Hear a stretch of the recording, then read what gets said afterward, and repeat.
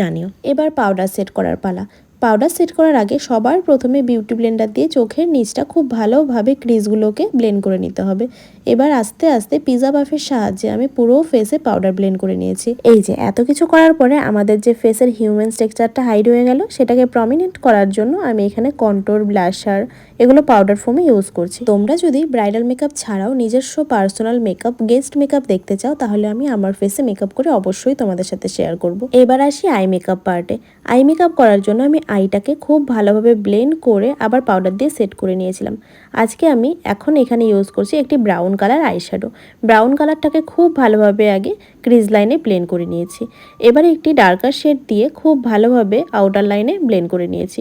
এখন ইনার কর্নারে আমি একটি হাইলাইট শেড ইউজ করেছি আর ক্রোম আইশ্যাডো দিয়ে খুব ভালোভাবে পুরো আই মেকআপটা করে নিয়েছি। Very simple. তোমরা যদি এতে করে আই মেকআপটা বুঝতে না পারো, তাহলে আমাকে কমেন্ট করে জানিও, তোমাদের জন্য এক্সট্রা করে আমি আই মেকআপের ভিডিও শেয়ার করে দেবো। আর যারা নতুন আমার চ্যানেলে আমার ভিডিওটা নতুন দেখছো, তারা কিন্তু অবশ্যই চ্যানেলটাকে সাবস্ক্রাইব করে দিও।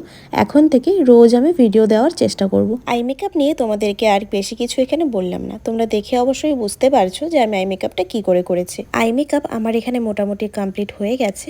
ল্যাশ লাগিয়ে আমি আই মেকআপটাকে কমপ্লিট করে নিয়েছি। এবার লিপস্টিকের পালা। প্রথমে আমি ভেবেছিলাম রেড লিপস্টিক পরবো, কিন্তু এই ড্রেসের সাথে এই আইয়ের সাথে রেডটা একদমই যাচ্ছিল না। তাই আমি এখানে একটি নিউড পিঙ্ক কালারের লিপস্টিক পরেছি, আর এতে করে কিন্তু লুকটা ভীষণ সুন্দর লাগছে। ফেস মেকআপ হয়ে যাওয়ার পরে ও নিজেও আয়নাতে বারবার করে দেখছিল যে কতটা সুন্দর লাগছে, আর ভীষণভাবে প্রশংসা করছিল। দেখো, তোমরা তো সামনে থেকে মেকআপটা দেখতেই পেলে। এটা কি এখন মনে হচ্ছে যে ডাস্কি স্কিন টোনে করা হয়েছে? তোমরা চাইলে কিন্তু স্কিন টোনেও মেকআপ করতে পারো, আবার যদি কেউ চায় একটু ফেয়ার করতে, সেটাও কিন্তু করতে পারো। টোটালটা তোমার নিজের টেকনিকের ওপরে। আর আজকের মেকআপটা কিন্তু আমি একদম অ্যাফোর্ডেবল প্রোডাক্ট দিয়ে করেছি।